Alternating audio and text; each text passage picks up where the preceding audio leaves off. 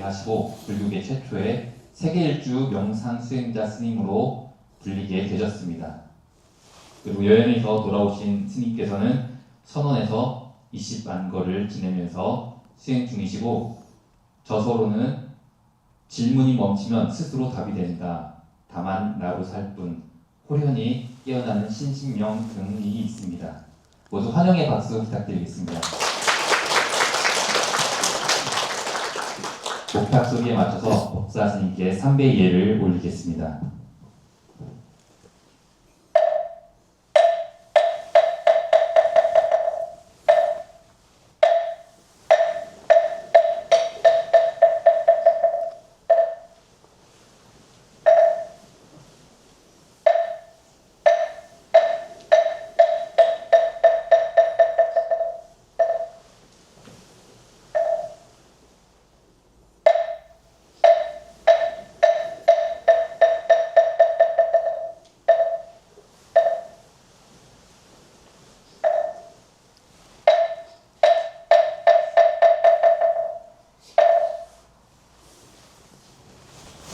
모두 자리에 앉아주시기 바랍니다.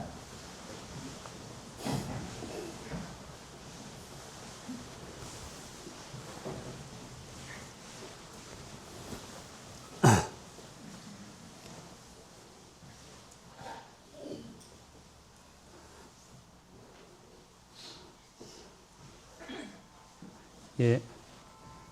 여기 있구나.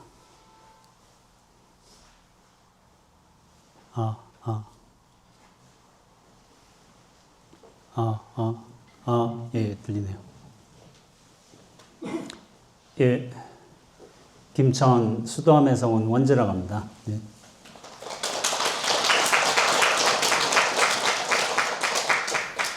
그냥 제가 궁금해서 여쭤보고 싶은데, 저를 원래 아셨던 분들 계시는가요? 한번 손 들어볼까요? 한 분, 두 분, 세 분, 네 분, 다섯 분. 방송에서 보셨는가요? 페이스북에서.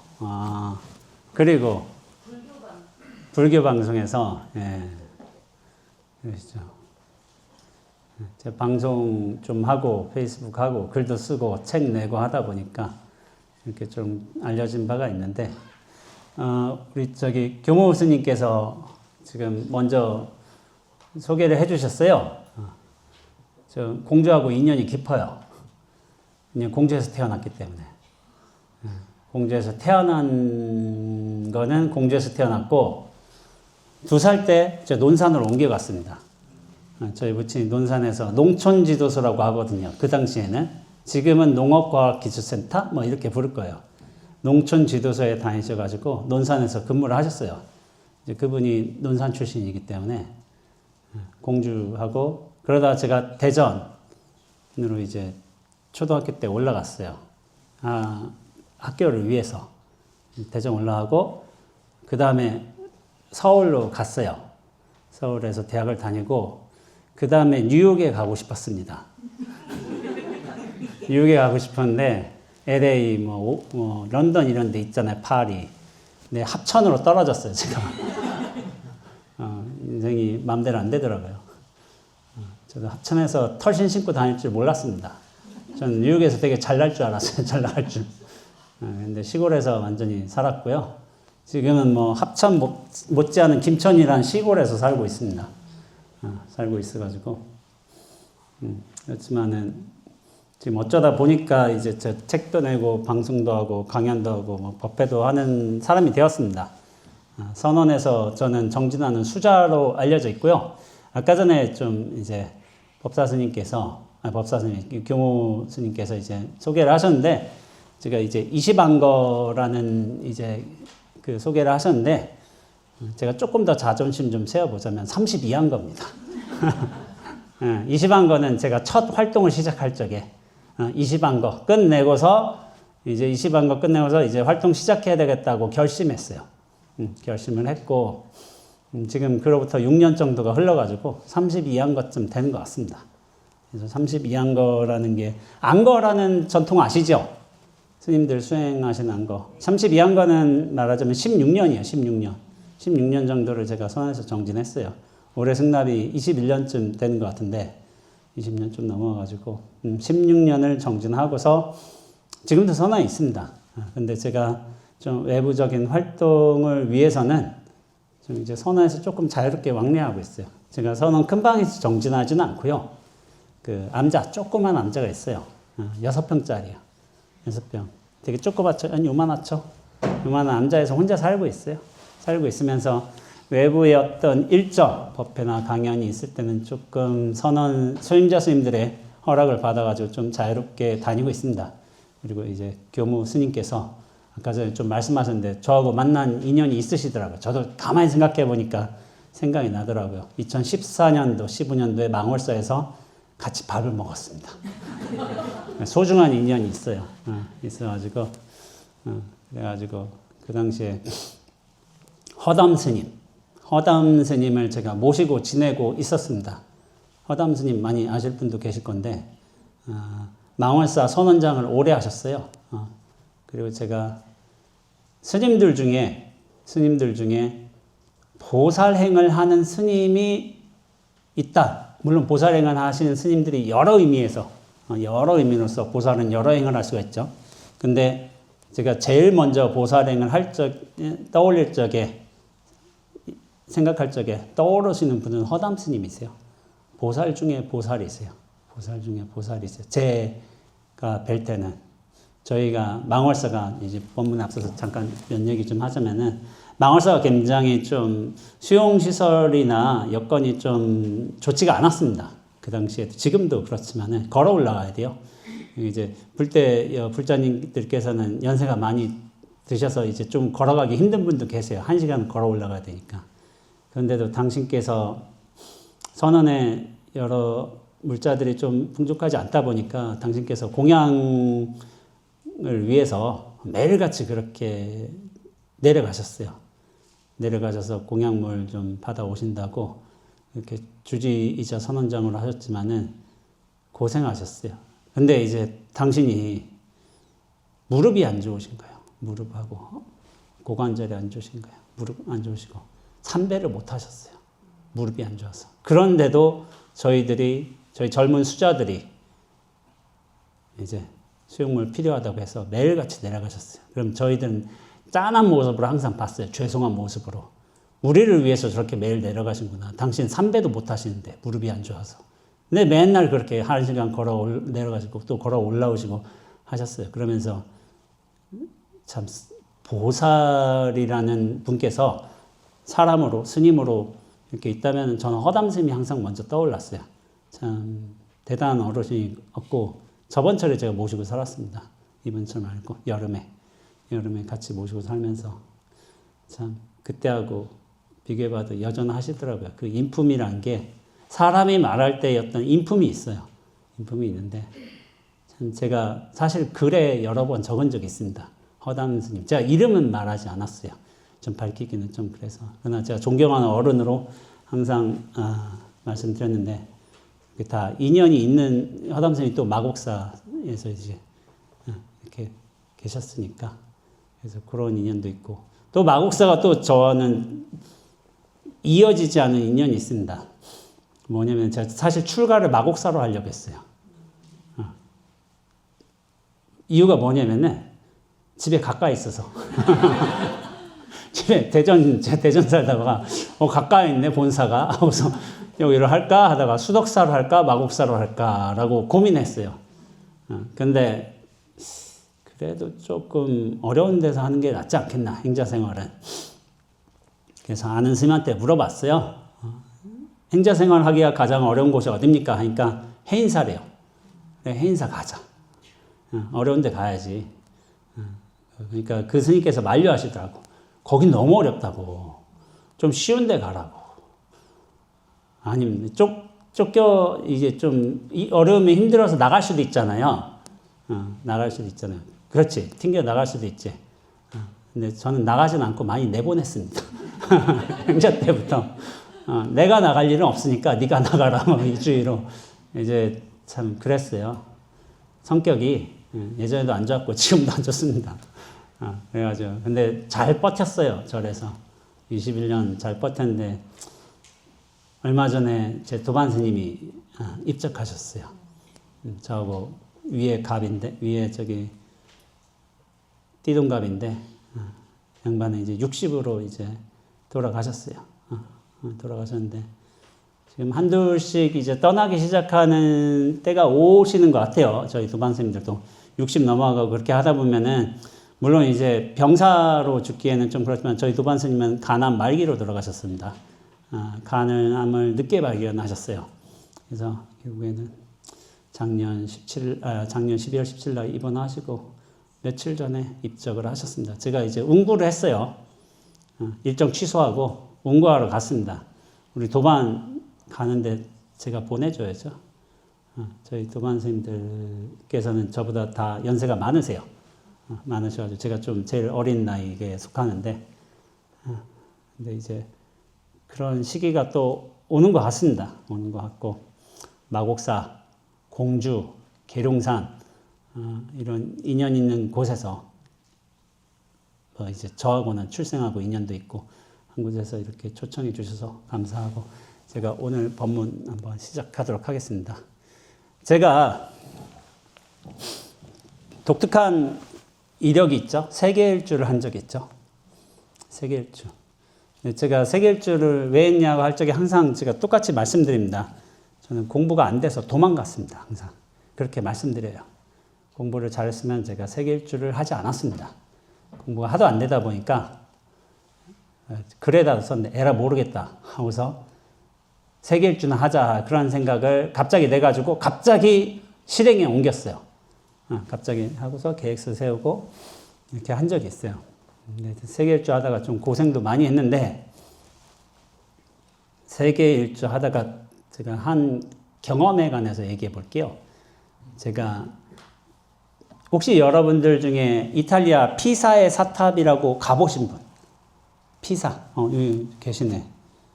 딴 분 여기 없으세요? 글로벌 시대에 영 안 글로벌하게 사시네. 피사의 사탑 어떠셨어요? 가보시니까? 깜짝 놀랐어요. 저도 이제 피사의 사탑을 가봤어요. 왜냐면 세계일주 하다 보니까 거기 좋다고 하더라고요. 또 유명하잖아요, 피사의 사탑이.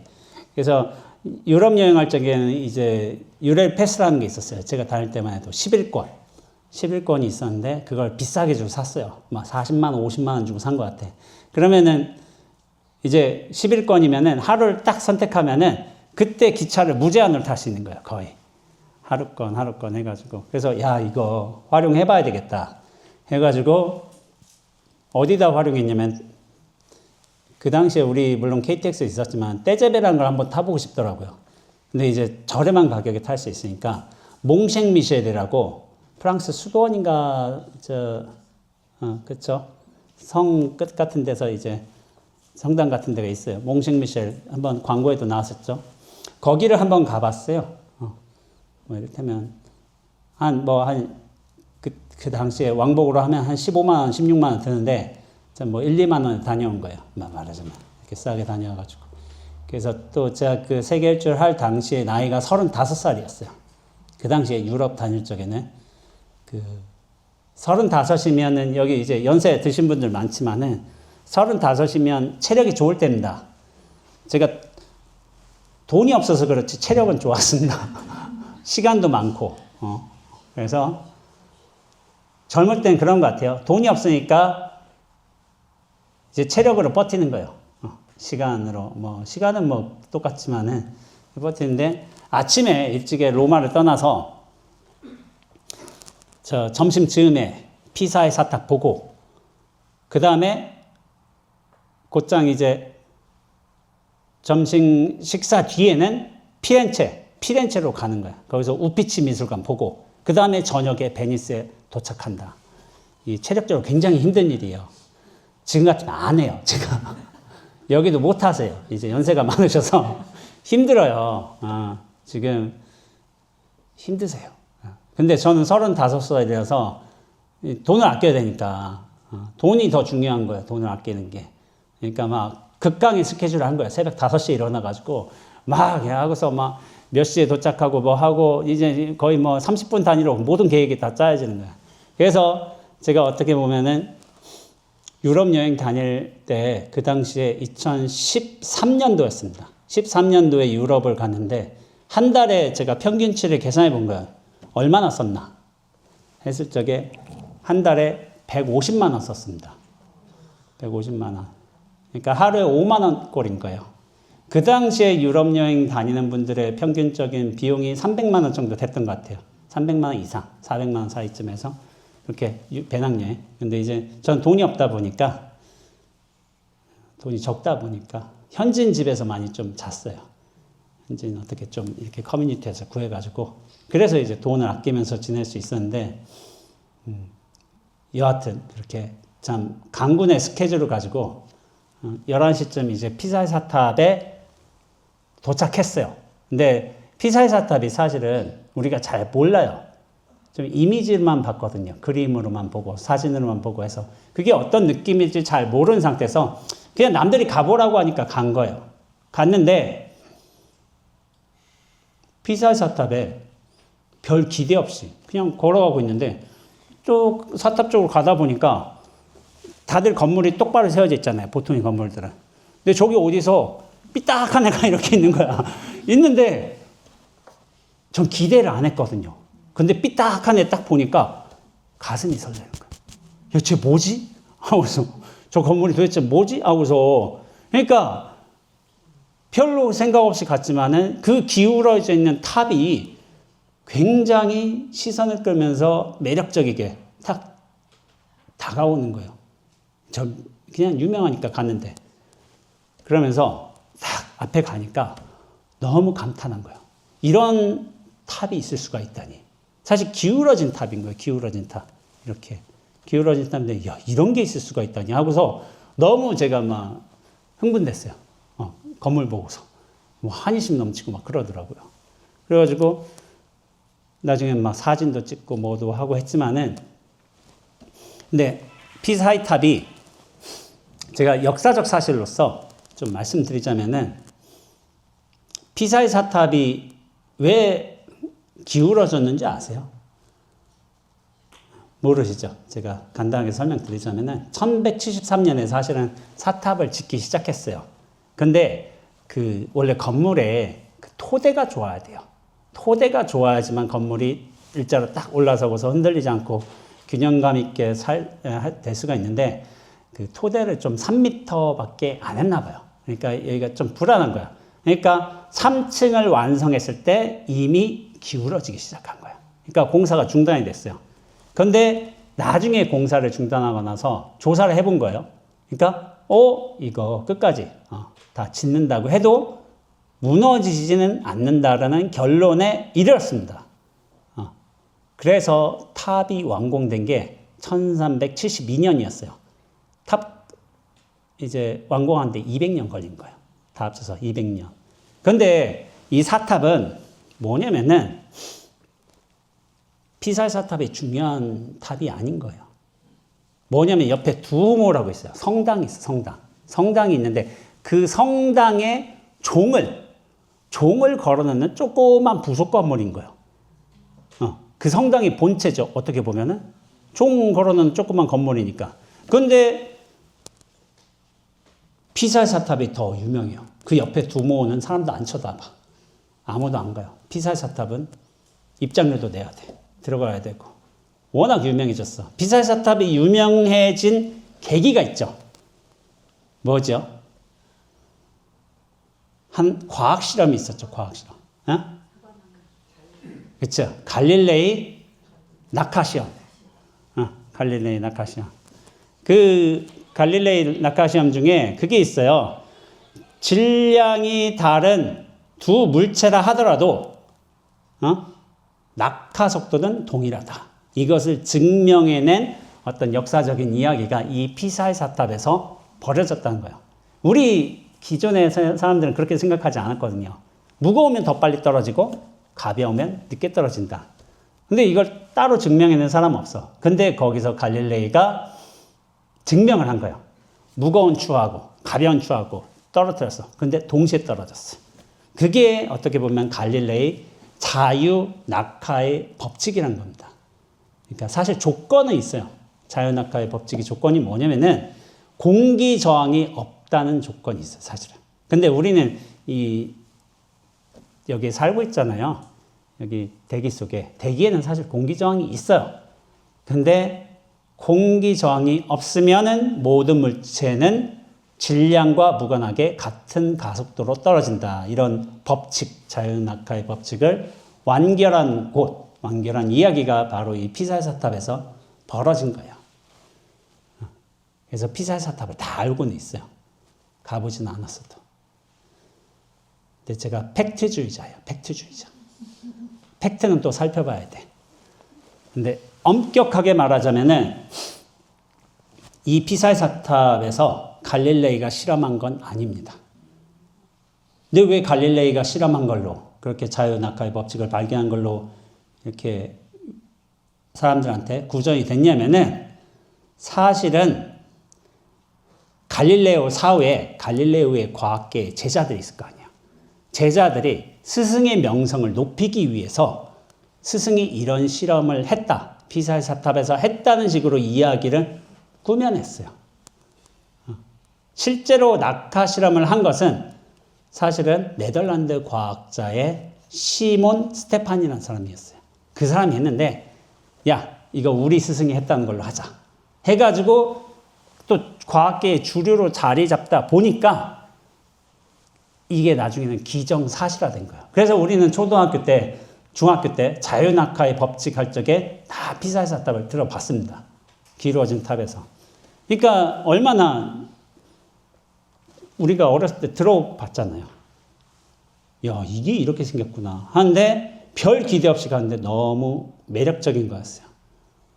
또 제가 또 되게 인상 깊게 본 게 있어요. 그 어디지? 파리에 있는 루브르 박물관인가? 거기서 함무라비 법전을 봤어요. 함무라비 법전에 무엇라고 쓰여 있죠? 함무라비 법전. 되게 유명한 말인데. 눈에는 눈, 이에는 이. 그 말이 그렇게 쓰여 있어요. 여기 이제 초등학교 졸업한 지 오래되셔서 다 까먹으신 거예요. 저는 좀 덜 돼서 초등학교 졸업한 지 30몇 년밖에 안 됐어요. 40년도 안 돼가지고. 그 눈에는 눈, 이에는 이라고 적혀 있는 이제 바위 덩어리요. 거기다 법전이 쓰여져 있던 거예요. 봤을 때 들었고. 하여튼 피사의 사탑이 참 저한테는 인상적이었어요. 근데 저는 이런 팩트를 한번 조사해 보면서 어떤 생각이 들었냐면은 저 기울어진 탑인 거예요. 기울어진 탑인데 지금에는 모든 사람들이 알고 있잖아요. 여러 아이러니들이 복합적으로 이제 겹쳐져 있는 건축물인데 그 아이러니가 뭐냐면은 사실은 실수로 만든 거예요. 실수로. 왜냐하면 그 당시에는 집안을 얼마나 크게 튼실하게 형성해야 된다는 그런 어떤 건축의 기본 원리가 아직은 잘 갖춰져 있지 않았던 때였는가 봐요. 그러니까 뭐냐면은 집안을 제대로 다지지 않은 실수로 저렇게 건물이 기울어졌고 또 어떻게 보면은 과학계에서 서로 이제 분파 간의 권력 싸움을 통해서 이야기가 날조가 된 거죠. 원래 갈릴레이가 한 게 아닌데 네덜란드 과학자 시몬 스테판이 한 건데 그런 식으로 가짜 이야기가 된 거예요. 그러니까 실수와 날조로 형성된 것이 어떻게 보면은 피사의 사탑의 정체성인 거예요. 실수와 날조로서 더 유명하게 되었죠. 근데 이 실수와 날조라는 게 그닥 나쁜 것도 아니야. 왜냐하면 이런 실수를 하니까 집안을 튼튼하게 형성해야 되는 게 건물의 기본 원리다라고 해가지고 건축의 어떤 기본 개념이 더 튼실하게 되었고 어떻게 보면 날조된 이야기지만은 갈릴레오가 그렇게 낙하 시험을 했다는 이야기를 만들어내니까 전 세계의 모든 사람이 저희뿐만 아니라 전 세계 모든 사람이 알고 있어요. 피사의 사탑에서 자유낙하 실험을 했다. 그렇게 된 거예요. 그러니까 우리의 기본 상식은 어때요? 실수는 하지 말아야 되고 날조되면 안 된다. 이런 기본 사고를 갖고 있잖아요. 물론 그게 맞지만은 이 피사의 사탑 정체성은 기본 정체성은 실수와 날조예요. 우리가 그렇게 부정하는 실수와 날조를 통해서 피사의 사탑이 정체성이 형성된 겁니다. 그리고 그래요. 건물은 똑바로 서 있어야 되잖아요. 근데 이상한 거야. 삐딱하게 서 있는데 저는 확 마음이 끌렸어요. 피사의 사탑에. 야, 저거 뭐지? 너무 보고 싶은 거야. 가서. 애가 빼꼼 나왔는데 맨 처음 갔을 때 가서 보니까 너무 멋져 보여요. 너무 멋져 보여. 그러면서 그런 생각도 들어요. 사람이 똑바르게 잘한 사람, 원칙대로, 법칙대로 옳은 일 하면서 물론 그런 사람도 좋아요. 근데 어떤 의미에서는 삐딱한 부분이 있는 게 약간 매력적인 요소로 다가오는 측면도 있어요. 그렇죠? 사람이 너무 곱고 바르기만 하면 매력이 없죠. 근데 좀 삐딱하고 약간 예상할 수 없게 탁 틀어지고 큰 사고만 치지 않는다면 그것도 나름 괜찮은 요소죠.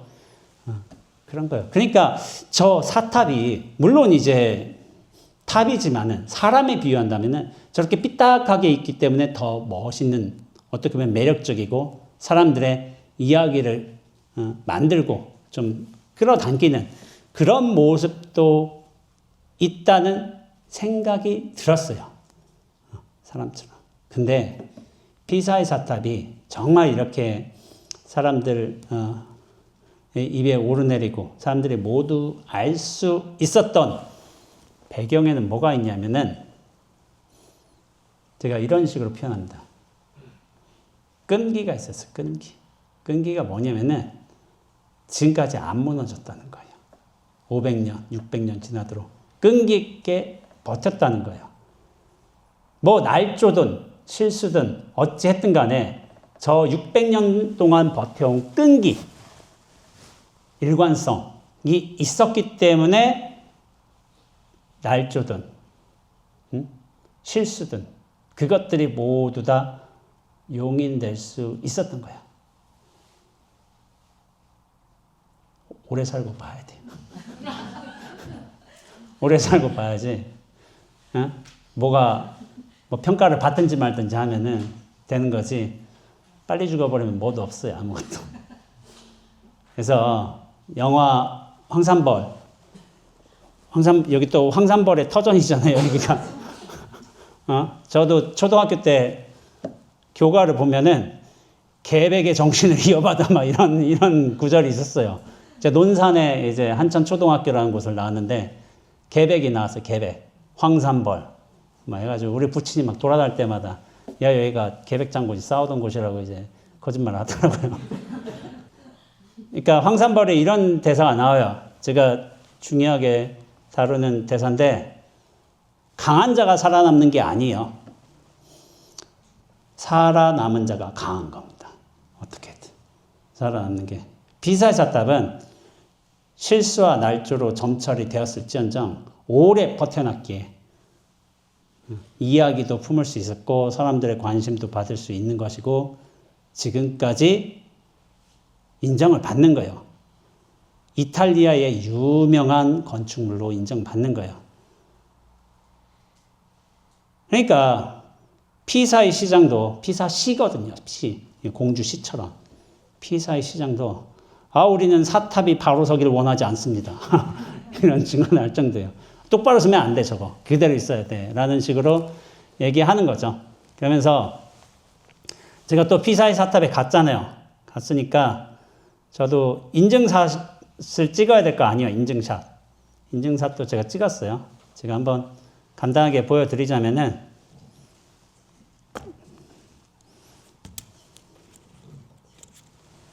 이렇게 부채로 하나 딱 사탑 넘어지는 거 딱 잡는 듯한 아주 거만한 포즈로 이렇게 찍었습니다.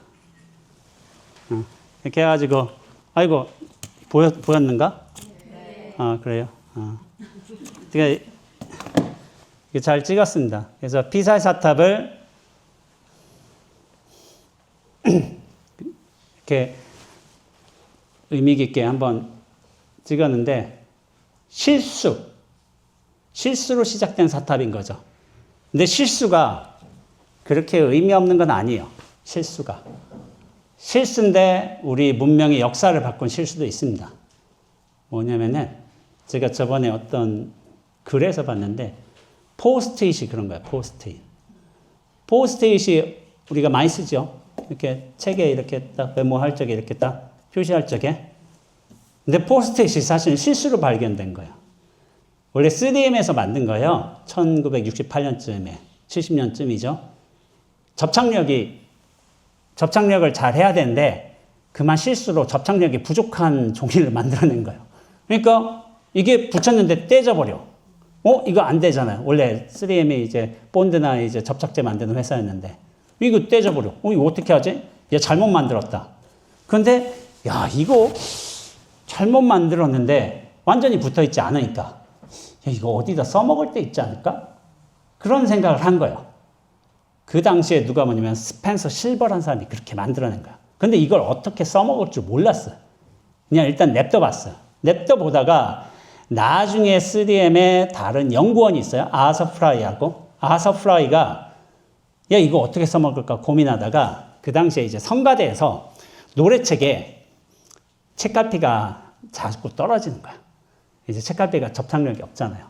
접착력이 없는데 자꾸 떨어지는 거야. 그러니까 야 이거 어떻게 할까 하다가 아 이거 우리가 저번에 쓰다 말았던 그 접착력이 안 좋은 애매한 거 그거 한번 붙여볼까 하니까 얘가 떨어지지는 않아. 또 좋은 게 뭐예요? 흔적이 남지가 않아요. 그냥 바로 떨어져 버리니까. 그러니까 성가대에서 이제 쪽 표시하기에 챕터 표시하기 너무 좋았던 거야.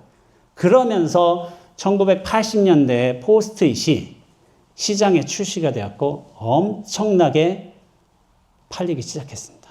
지금도 우리가 쓰고 있잖아요. 공부하는 학생들 포스트잇. 책에 막 표시해 놓고. 많이 쓰셨어요? 공부 많이 하셨겠네. 안 쓴 사람도 있어요. 그래서 이것도 실수였어요. 실수인데 어떻게 보면 굉장히 유용한 제품을 만드는 계기가 되었죠. 그때 폐기했다면 어땠을까? 포스트잇이라는 건 없었겠죠. 실수했다고. 실수도 나중에 써먹을 구석이 있어요. 근데 그 구석이 어떻게 생겼냐? 야, 이걸 한번 어떻게 활용해 볼까? 사람들의 고민이 있었죠. 이게 참 중요한 요소예요. 실수라고 내치고 버리고 할 게 아니라 야, 실수도 이거는 뭐 써먹을 구석이 있지 않을까? 이렇게 생각해 보는 게 어떻게 보면 3M 연구원들의 어떤 자세였고 나중에 혁신적인 이제 물품으로 이제 대히트를 쳤던 거죠. 그와 관련해서 제가 이제 마곡사와 수덕사에 되게 유명한 큰 어르신이 계시죠. 근대 선불교의 중흥조 누구시죠?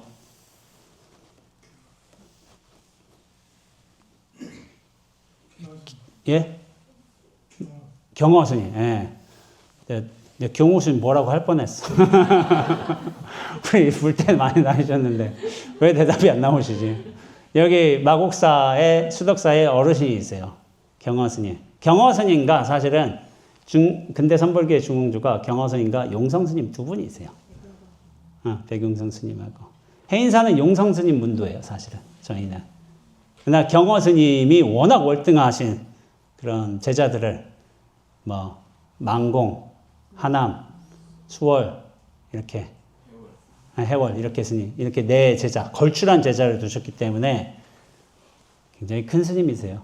근데 경호 스님 한번 이야기를 들어보자면은 이 경호 스님께서 1884년 선장암이라는 기록도 있고 동학사라는 기록도 있습니다. 근데 동학사가 좀 더 맞는 것 같아요. 동학사에서 한번 법문을 하신 적이 있어요. 그 법문의 내용을 좀 소개해 보자면은 우리는 이 세상에 자라면서 여기는 제가 물론 연식이 되게 적은 축에 들어가지만은 그래도 요 어르신들하고 불자님들하고 약간 비슷한 매개 시대를 살아왔어요. 뭐냐면은 야, 사회에 쓸모 있는 사람이 되자. 사회 발전에 보탬이 되자. 우리는 그런 걸 기본적으로 받아들였어요. 그러니까 사회에 봉사하자. 저는 그런 정신이 있습니다. 그런 정신이 있어요. 지금 20대하고 달라요. 20대 애들은 뭐 지금은 많이 분위기가 바뀌었다고요. 일단 내가 잘 살아야 된다. 그런 식으로 바뀌었다고 해요. 근데 저희 때만 해도 사회에 튼튼한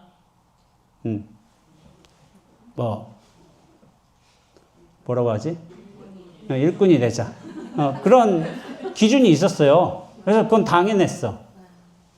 당연했는데, 근데 이제 무슨 말이 있냐면은 사회에 큰 거목이 되자, 큰 인물로 성장하자, 도움이 되자. 불교에서는 어떤 말이 있어요? 보살님들이 저한테 아이 큰 스님 되세요. 그럼 저도 같이 인사드려요. 큰 보살 되세요. 그래서 큰 보살 되세요. 그래서 그리고 또 보살님들이 말씀하세요. 가끔 인사하시는 성불하세요 하면은 제가 뭐라고 하냐면 먼저 하세요. 전 좀 놀다가 할 테니까 먼저 성불하세요 하고서 이렇게 했어요. 또 농담을 해볼까? 제가 행자 때였어요. 어느 한 스님이, 선배 스님이 저한테 그랬어요. 제가 막 행자 때 막 열심히 앉으려고 좀 노력을 했어요. 폼 잡는다고. 앉으려고, 자선하려고. 그러니까 우리 선배 스님께서 스님, 정진 너무 열심히 하는데 그래도 나보다 먼저 성불하면 안 돼. 성불에도 순서가 있어. 그래서 내가 먼저 성불하고 스님이 성불해. 이렇게 얘기를 한 거예요. 또 선배가 그러잖아요. 그러니까 예, 알겠습니다. 예, 스님이 성불한 다음에 제가 성불하겠습니다.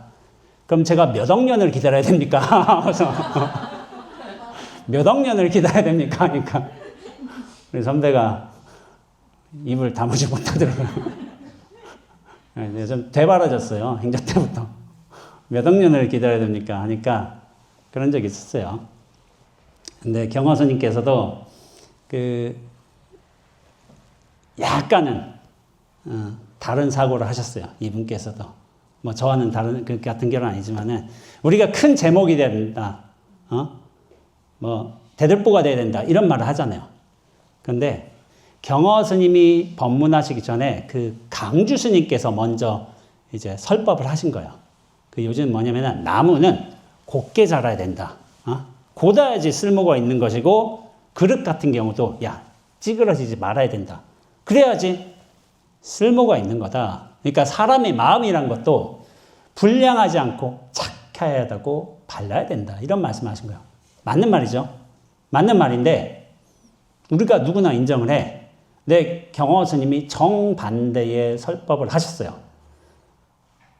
무슨 말씀을 하셨냐면은 삐뚤어진 나무는 삐뚤어진 대로 쓸모가 있고 찌그러진 그릇도 찌그러진 대로 다 쓸모가 있습니다. 불량하고 성실치 못한 사람도 그대로 착하고 성실함이 있습니다. 이 세상 만물은 다 귀한 것 모두가 부처님이고 관세음보살입니다. 이렇게 설법을 하신 거예요. 그러니까 강주 스님의 말씀하고 너무 다르죠. 그러니까 우리는 사회에 큰 제목이 돼야 된다. 바르게 성장해야 된다. 그런 걸 되게 주입식으로 받고 자랐잖아요. 그게 틀린 말은 아니야. 근데 경허 스님은 삐뚤어져도 상관없다고. 좀 모자라도 상관없다고. 나름대로 다 쓸모가 있다고. 이렇게 말씀을 해주신 거예요. 그 법문을 들은 게 누구냐면 망공 스님이에요. 망공 스님이 듣고서 나 이 스님한테 출가해야 되겠다. 저 강주 스님한테 배우려다가 결국 경허 스님 따라갔어요. 다르시잖아요, 이게. 근데 이게 이런 말이 있어요. 우리 선언님 좀 농담 겸 진담으로 이런 말이 있어요. 쓸모있는 제목으로 딱 똑바르게 잘하잖아요. 그럼 일찍 잘려나간다고. 잘 자라면 일찍 잘려나간다고. 그래서 약간 반 농담 반 진담으로 구분나무가 선산을 지킨다. 뭐 그런 말이 있어요. 선산을 지키는 게 옳은 것인지 경복궁의 대들보로 쓰이는 게 옳은 것인지 그건 둘째로 치고 굳이 의미를 두자면은 경복궁의 대들보도 좋죠. 그렇다고 선산의 구분나무가 틀린 건 아니에요. 그 구분나무도 다 역할을 하고 있는 거예요. 그래서 저는 이런 말도 들었어요. 여기 이제 부모님들이 많이 계시잖아요.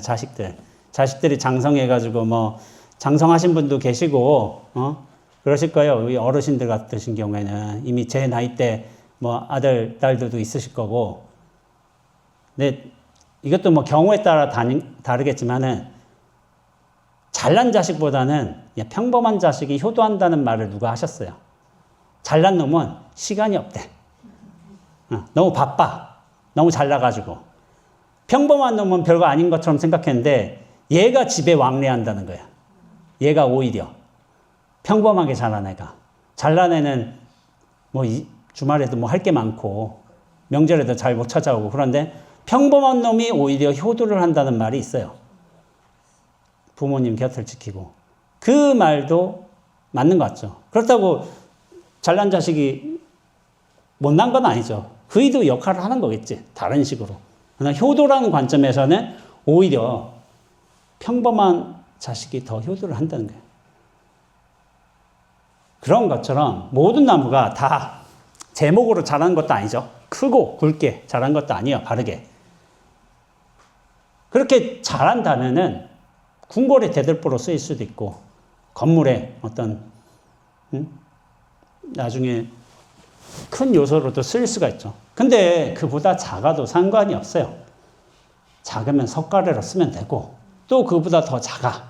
그러면은 뭐 절집에서 노장들을 위한 지팡이로 쓸 수도 있고 아궁이에 부직갱이로도 쓸 수가 있어요. 다 쓸모가 있어요. 그래서 쓸모없는 나무는 없습니다. 다 지 역량과 근기에 맞게끔 쓸 수 있는 요소가 있어요. 사람이 다 커야 될 필요는 없어요. 다 큰 인물이 되어야 될 필요도 없어요. 실제로 그렇지도 않고. 그래서 제가 예전에 노정님이 저희 노장님 누구시냐면은 조계종 종정을 지내셨어요. 큰 스님 중에 제일 큰 스님이셨어요. 성철 스님 다음에 이제 종정을 지내셨죠. 조계종 종정을 지내셨는데 제가 이런 말을 했어요. 물어봤어요. 시자로 살면서 스님 중국에 선의 황금기 시대가 있는데 단송시대에 그때 이제 회상 어떤 산 가야산이라든지 뭐 조계산 뭐 그런 것처럼 산의 회상에 처녀 스님, 삼처녀 스님 이렇게 대중들이 모여 살았어. 근데 그 중에서 다라고 하긴 그렇고 다 발심출 갔는지 모르겠지만 발심출가는 아니었을 거예요. 그 당시에 그냥 절에 들어온 사람도 있어요. 근데 그 중에서 공부를 제대로 한 사람, 마음을 연 사람은 한두 명뿐이었다는 기록들이 많아요. 실제로 3,000명이 살아도 공부는 딱 한 사람. 근데 왜 그렇습니까? 라고 물어본 거예요. 수많은 사람들이 공부를 했는데 왜 그렇게 공부로 자기의 마음을 밝힌 사람은 한 사람뿐입니까? 하니까 저희 노장님 하신 말씀이 원래 산에는 호랭이가 한 마리뿐이야. 호랭이는 딱 한 마리뿐이라고. 그게 산이야. 두 마리 호랭이가 있을 수 없어. 이렇게 말씀하신 거예요. 큰 산에도 어른이 딱 한 분 계세요. 물론 훌륭한 어르신이 많지만은 어른 중에 어른은 딱 한 분이 계시는 거예요. 다들 열심히 출가한다고 정진한다고 애는 쓰지만은 정말 공부를 잘하고 안목을 밝히고 법을 이은 사람은 딱 한 사람일 수밖에 없다. 그게 어쩔 수가 없다라고 말씀하신 거예요. 근데 이제 그 다음 말씀이 저한테는 굉장히 좀 중요한 말씀이었습니다. 근데 뭐냐면은 산에는 호랭이만 있는 게 아니야. 호랭이만 있는 게 아니고 곰도 살고 여우도 살고 꿩도 살고 다람쥐도 살아. 그게 산이야. 이렇게 얘기한 거야. 그러니까 저는 이 비유가 참 노장님의 투박한 비유였지만은 저는 되게 와닿았어요. 뭐냐면은 우린 다 어떤 의미에서는 야, 호랭이가 돼야 된다. 이런 착각을 하고 사는 거예요. 저는 저를 비견할 적에 나는 약간 여우과가 아닌가. 호랭이는 못 되고 약간 여우과 아닌가. 여우가 말이 많잖아요. 장깨 부리고. 그러니까 여우과 아닌가 하는 생각이 들어요. 뭐 여우면 어때? 여우도 지 역할이 있겠지. 지 역할이 있는 거예요. 그러면서 저는 흡족하게 살고 있어요. 말하자면. 굳이 비유를 하자면. 굳이 내가 호랭이가 되어야 될 이유가 없어요. 근데 우리가 되게 괴로운 이유는 뭐냐면은 내가 자기 역할을 몰라서 그래요. 자기 분수. 자기 분수를 오히려 제대로 파악하면은 괴롭지 않게 살아갑니다. 내가 그릇이 요만한데 요만한 이제 큰 그릇처럼 이렇게 그렇게 되어야 된다고 착각한다면 평생 괴로울 수밖에 없어요. 자기 그릇을 제대로 알고서 자기 역할을 행한다면 사실은 문제될 게 없습니다. 그것이 산의 비유예요. 산에는 호랑이만 있겠어요? 곰도 있고 여우도 있고 뱀도 있고 노루도 있는 거 아니에요. 근데 그런 동물들만 있는 것도 아니에요. 소나무도 있고 개울물도 있고 꿩의 울음소리도 있고 소나무 껍질도 있고 부스럭거리는 낙엽 소리도 있고 다 있어요. 다. 그게 산인 거예요. 산. 전체를 말씀하신 거예요. 이 전체. 전체가 원래 이러하다. 우리는 이렇게 함께 어울려서 살아가는 거다. 그러면서 자기의 본분을 제대로 보면 되는 거예요. 그런데 우리가 착각하는 게 뭐냐면은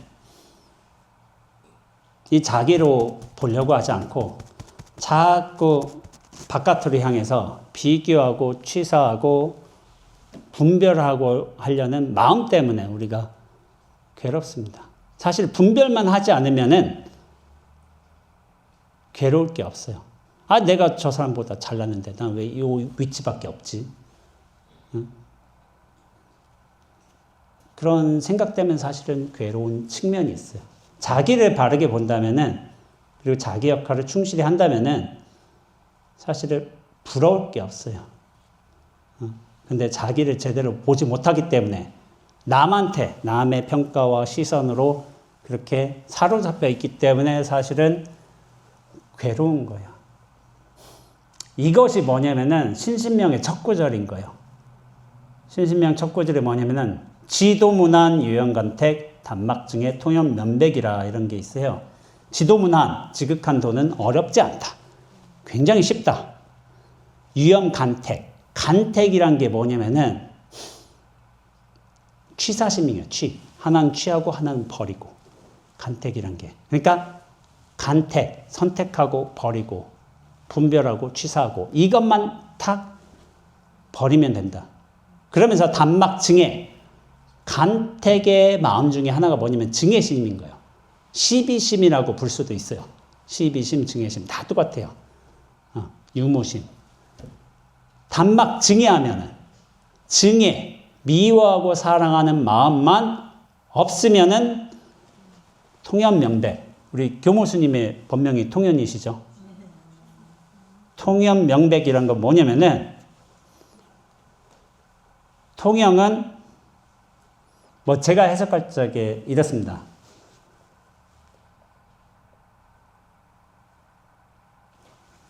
활달이 깨어서 확 거침없이 깨어서 명백 분명하게 세상이 드러나리라. 저는 이렇게 해석해요. 통연명백. 우리가 시선이 바깥으로 향해 있어요. 내가 저 사람보다 뭐가 뛰어나고 저 사람이 나를 어떻게 볼까?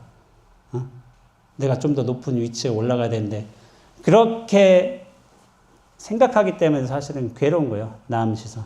나한테 관심을 보이고 내 마음으로 돌아오고 내 마음에서 모든 문제들을 찾으려 한다면 바깥의 일들에 휘둘리지 않습니다. 근데 바깥의 사람들의 평가에, 관심에, 그런 거에 대한 너무 많은 생각을 가지고 있어요. 나한테 집중한다면, 나의 마음의 근원을 묻는다면 오히려 명백하게 드러나는데 남한테 시선이 쏠려 있기 때문에 우리가 이렇게 조금 괴로운 측면이 있어요. 제가 얼마 전에 불광사에서 법회를 했는데 그 당시에 제가 박혜란 여사님에 관해서 언급을 했습니다. 박혜란 여사님이 누군지 아세요? 가수 이적의 엄마예요. 이적 아시죠? 이적. 근데 아들이 다 서울대 갔어. 아마 그리고 남편하고 당신도 서울대 출신일 거예요. 다 서울대. 그러니까 온 가족이 다 서울대야. 그러니까 아들 3명인지 모르겠는데 다 서울대 갔으니까 막 갑자기 교육의 대가가 돼버린 거예요. 실제로 당신은 자식 교육을 한 적이 없다. 이렇게 얘기를 한대요. 교육 자리에서 가서. 강연 초청받아서. 지들이 알아서 큰 거다. 근데 우리는 안 믿잖아요. 분명히 뭔가 있었을 것이다. 뭔가 있었으니까 아들 셋이 대학교 갔지. 근데 이거는 약간 내가 보기엔 물려받은 거예요. 부모가 서울대면 애들도 서울대 갈 가능성이 좀 높다고 보고 있어요. 그건 당연한 거 아닌가? 네. 애들은 부모 따라해요. 부모가 책을 봐. 그럼 애들도 책을 봐요. 부모가 술 마셔. 애들도 나중에 따라하지 않을까? 부모가 매일 전화통화만 해. 그럼 애들도 비슷하게 되지 않을까요? 애들은 따라하는 게 특징인 거예요. 근데 그런 좀 인상적인 비유를 한 적이 있어요. 우리 부모님이 되셨잖아요. 물론 애들이 다 장성해서 공부할 시간은 다 지났어요. 이제 해도 안 돼. 해도 안 되는 시간이 다 돌아가지고 지금 공무원 시험 본다. 이미 늦었어. 40대, 30대 늦어가지고 20대면 이해는 가는데 40대면 이미 늦었어요. 근데 이게 좀 포인트가 달라요. 공부 안 하잖아. 보통의 부모는 이렇게 생각해요. 너 뭐가 되려고 그렇게 공부를 안 하니?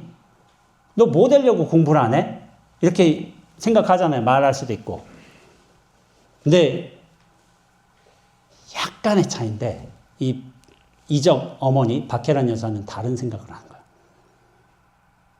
다른 생각. 뭐냐면은 너 뭐 되려고 공부 안 해? 이렇게 물어보는 게 아니라 제가 뭐가 되려고 저렇게 공부를 안 할까? 좀 달라요. 제가 톤을 달리했잖아요. 제가 뭐가 될까? 궁금해한다는 거예요. 공부를 해야 된다는 게 첫 번째 예시의 엄마였는데 박혜란 여사한테 하는 거예요. 제가 뭐가 될까? 공부는 안 하지만 뭐가 될 것 같은데 거기에 더 초점이 가 있는 거예요. 그 궁금한 거. 그러니까 이게 태도가 내가 화내는 거하고 공부를 해야 된다는 관념을 가지고 화내는 거하고 좀 더 넓게 봐서 공부를 안 해도 되잖아요. 사실은 그게 있어요. 엘리트 집안일수록 공부 강요 안 해요. 왜냐하면 해봤기 때문에 그 부모들이 그냥 자유롭게 키우려고 해요. 제가 보는 엘리트 집안은 다 그래요. 그렇게 강요를 안 해. 근데 오히려 공부에 한이 있는 분들이 공부 엄청 시키려고 해요. 그런 면 있지 않아요? 엘리트 집안 공부 안 시키. 근데 알아서 잘해. 근데 여기는 엘리트 집안이야. 엄마 아빠가 서울대 출신이니까 알아서 지들이 잘하는 거예요. 이적 씨도 잘했지 다 서울대 출신인데. 그러니까 얘가 뭐가 될까? 공부를 해야 된다는 어떤 기본 관념을 가지고 있는 게 아니라 뭐가 될까? 좀 더 열린 마음으로서 전체를 보는 태도가 사실은 이 엄마한테 있었던 거야, 엄마한테. 그러니까 그런 여유를 가지고 있어. 전체를 볼 수 있는 안목이 있어.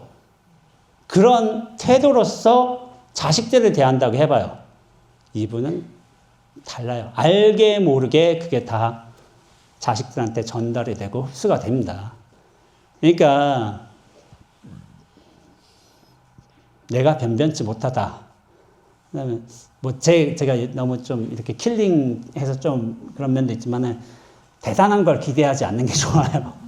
내가 변변. 근데 나보다도 뛰어나야 된다라는 생각을 가지고 있다면은 사실 그 생각 때문에 애들은 분명히 공부 안 할 거 아니에요. 괴로운 건 나예요. 접으면 접을수록 편합니다. 기대를 접으면. 그래서 제 주변에 이제 보살님들은 다 자식에 대한 기대를 접었어요. 훌륭해 아주. 나를 넘어서는 그런 자식은 있을 수가 없다. 아주 편안하게 살고 있어요. 그렇지. 근데 접은 사람이 오히려 자식들이 공부를 잘해. 전교 1등 하고 있더라고, 오히려. 그런 경우도 있더라고요. 그러니까 너무 이래야 된다. 삶은 이렇게 가야 된다. 이렇게만 옳은 것이다. 라고 생각할 필요는 없어요. 그 기준을 내가 갖추고 있잖아요. 내가. 그런데 그 기준을 갖춘 것 때문에 괴로워하는 것은 나 자신이에요. 근데 기준을 탁 버렸어. 그 기준. 생사, 분별, 취사의 기준을 탁 버리면 사실은 내 자식은 해맑게 잘 자라고 있는 거예요. 뭐 공부를 안 할 뿐. 해맑게 잘 자라고 있는 거예요. 사회에 어떤 역할을 할까? 그 지 문제지. 부모 수준만큼 하겠죠. 너무 큰 기대는 하지 마시라. 제가 이제 농담 겸 진담으로 자신이 편한 게 우선이다. 내 마음이 시비심에 물들지 않고 생사심에 허덕이지만 않는다면은 그 마음은 자식들도 알아서 배웁니다. 내가 하는 만큼 잘하게 되고 있는 거예요. 그러니까 여기는 불자님들 계시잖아요. 우리는 신신명을 근거로 얘기해 보자면은 취사심에 물들지 않고 생사심, 증여심에, 시비심에 물들지 않고 내 마음이 통연히 명백하다면은 그것은 주변에 영향을 끼치게 돼 있어요. 바른 방식으로 영향을 끼치게 돼 있어요. 이런 말, 저런 말, 이래 해야 한다, 저렇게 해야 된다. 그거는 중요하지 않아요. 삶으로서, 마음으로서 다 주변에 좋은 영향을 미치고 있습니다. 그거에 대한 믿음, 확신 있어야 돼요. 그래서 내 마음을 밝히는 게 그렇게 중요한 거예요. 왜냐하면 이 밝혀진 마음이 주변에 긍정적인 영향력으로 미칠 수가 있고 결국에는 이제 긍정적인 결과들도 이뤄내게 돼 있어요. 그러니까 남한테, 자식한테 이렇게 할 게 아니라 일단 나부터 잘하고 봐야 돼요. 사실은. 나부터 잘하고. 어떤 큰 스님이 그랬어요. 상자들 키워놓고서 야 어릴 때 딱 출가시켜놓고서 야 바르게 교육시키고 계율도 철저히 지키게 하고 경전도 잘하고 하고 참선도 잘 시키면은 야 10년 뒤면 얘들 깨닫겠다 해가지고 다 동진 출가시켰어. 몇 명 시켜서 딱 원칙대로 딱 했어. 한 10년쯤 지나서 왜 못 깨닫지? 이렇게 고민하신 거예요. 분명히 원칙대로 잘 키웠는데 왜 애들이 못 깨닫지? 공부인이 안 나오지? 그런 고민을 하셨대요. 그래서 제가 그런 상황을 듣고서 이런 생각을 했어요. 자기나 잘하지. 애들 도인 만들고 싶잖아요. 상자들. 자기가 도인 돼야 돼요. 도인 만드는 게 아니라니까. 내가 도인 되면 도인의 가마력이 있잖아요. 애들이라고 하니 상자죠. 상자. 부모 자격증인데 상자들 알아서 배워요. 도인의 가마력이라는 게 그런 거예요. 무슨 도인 양상소가 아니에요. 이 도인은. 양상소처럼 야 요거 주고 요거 오고 요거 환경이면 도인이 툭 튀어나올 것이다. 이렇게 안 돼요. 도라는 것은 절대로. 그냥 경허 스님처럼 툭 튀어나오는 거야. 툭 튀어나오는 거. 그런 거예요. 절대로 무엇이 옳다, 그르다, 이것이 옳으다, 이것만 지켜야 된다. 그런 법칙 없습니다. 그런 거 없어요. 제가 마지막으로 벽돌 두장이라는 일화를 한번 소개해 볼게요. 벽돌 두장. 아잔 브라마라는 스님이 계세요. 남방 쪽에 이제 스님이신데 술 취한 코끼리 길들이기란 책이 있어요. 거기서 이제 벽돌 두장이 이야기가 있어요. 그게 뭐냐면은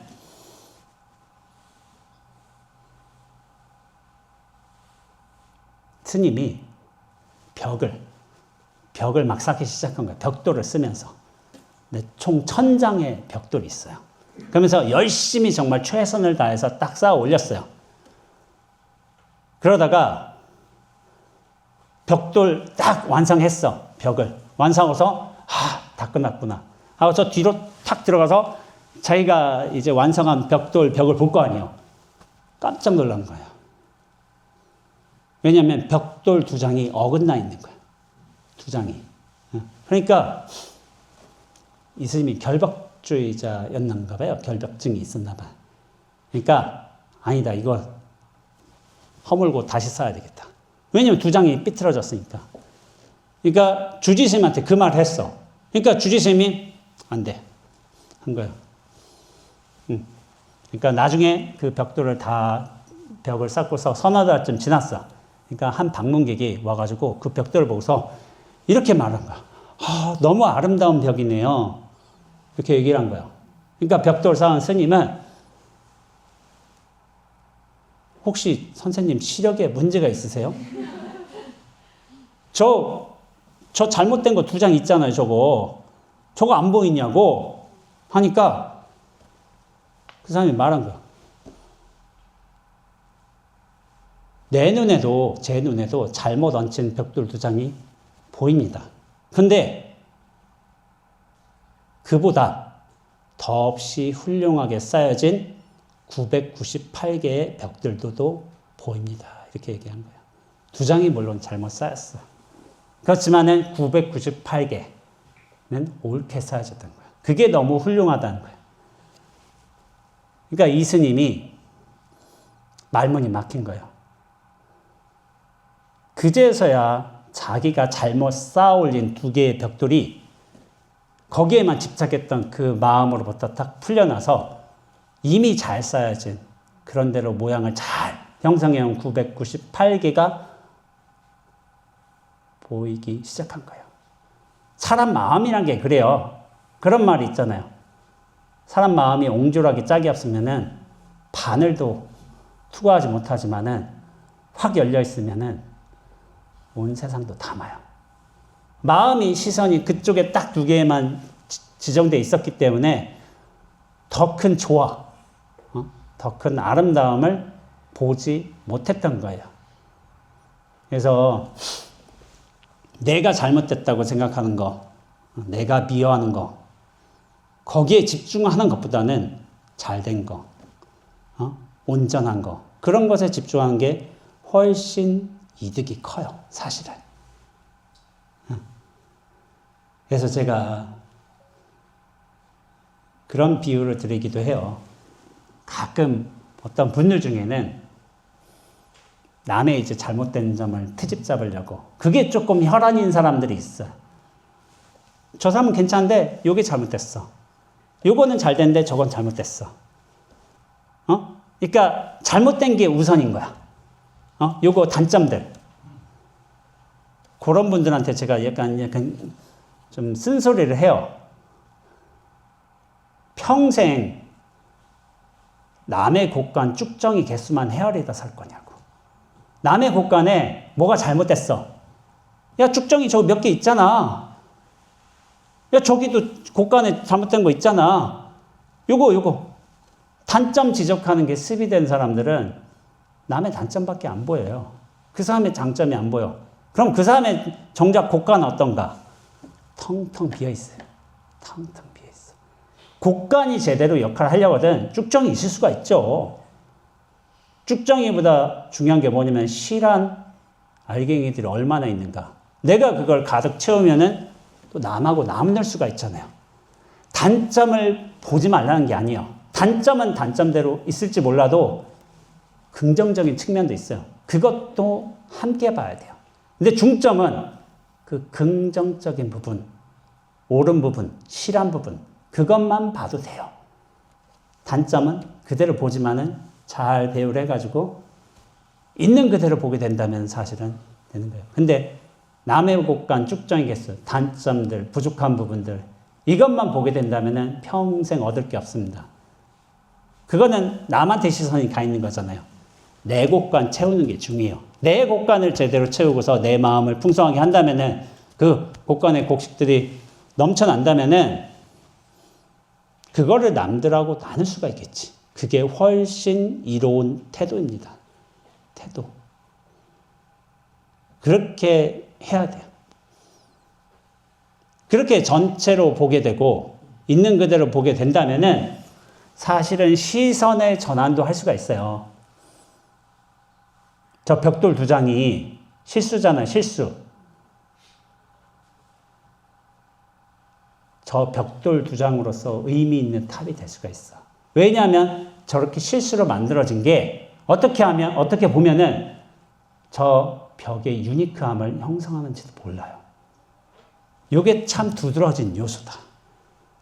이게 미학적인 아름다움이 될 수도 있어요. 잘못된 게 아니라 나름의 뜻과 의미를 제대로 부여할 수도 있어요. 이 벽의 정체성을 형성할 수도 있어요. 그게 피사의 사탑인 거예요. 피사의 사탑이 기울어져서 실패한 탑이냐? 아닌 거예요. 그 기울어진 요소 때문에 역사적 실험도 있을 수가 있었고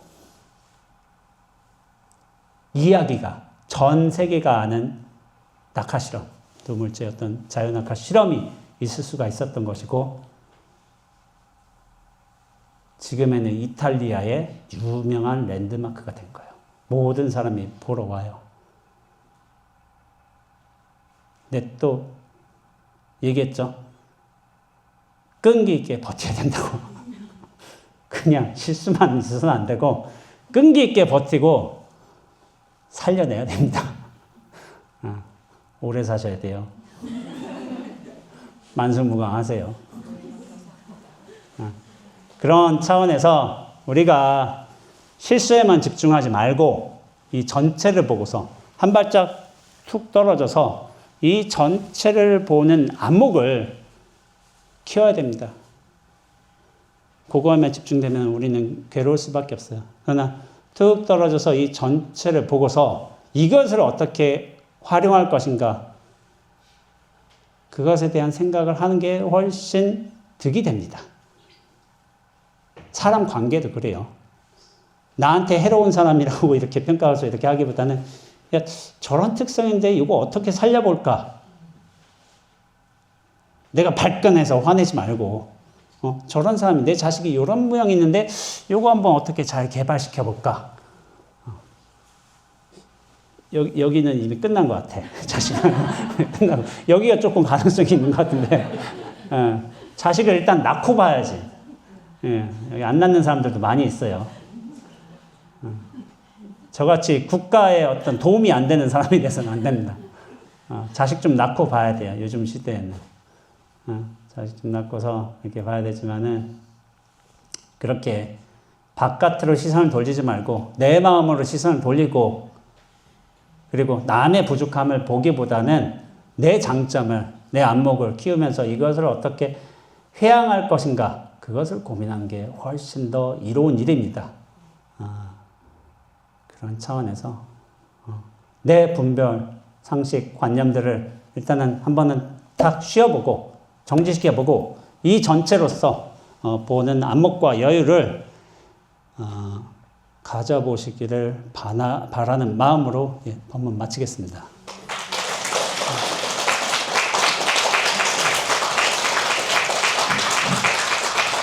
오늘 장소 방문을 해주신 수도원 원장님께 다시 한번 큰 박수 부탁드립니다.